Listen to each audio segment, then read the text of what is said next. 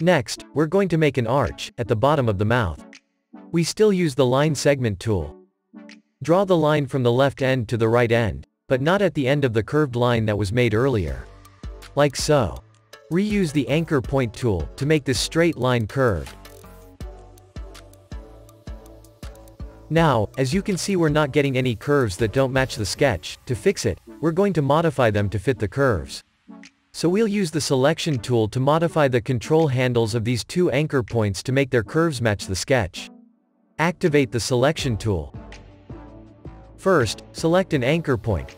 Then click and drag its control handle, adjusting its curve to follow the curve of the sketch. Do the same with the other control handle. And it was perfect as expected. Next, we are going to make the teeth from this emoji. We will use the pen tool. Click and hold to display the pen tool. Now select the starting point to start, left click. Then move to the next point. Left click. And this time back to the starting point we started to close the shape, so that the shape we created is a close path. We still get a straight line. We can make it curved using the anchor point tool.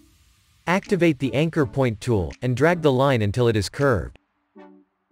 Do the same thing on the upper side so that the curve matches the curve of the upper mouth. We have finished the outline of this emoji icon. Open the layer panel again. And click the eye toggle on this sketch layer, so that on the artboard we only see our emoji vector. And lastly, we just give a black color to the mouth and white color to the teeth. First, click the line path that forms this mouth, using the selection tool. After that, go to the control panel overview and give black color to the fill color. As you can see, that this doesn't live up to our expectations. It's because the curve of the mouth is an open path. We can see from both ends of this path are not connected to each other. So we have to close it so that the black color can cover the curve of the upper mouth. We can use the pen tool to fix it. Left-click the first anchor point. Then select the second anchor point. Now this object has become a close path. Next we are going to fix this white part. Use the anchor point tool again. Do the same as before. Next, we're going to give the teeth a white color. Select the tooth shape using the selection tool. Go to the control panel overview and give it a white color. And finally, we're going to give this emoji a gradient color. First, open the gradient panel in the window menu. Select the circle from this emoji using the selection tool.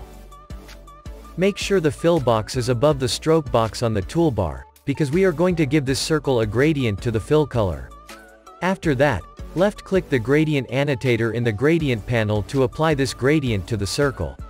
Then change the gradient type to the radial gradient. Double-click on the white color stop. Select the yellow color in the color swatches. Next, double-click the black color stop. Choose an orange color. And we have finished creating this emoji icon perfectly.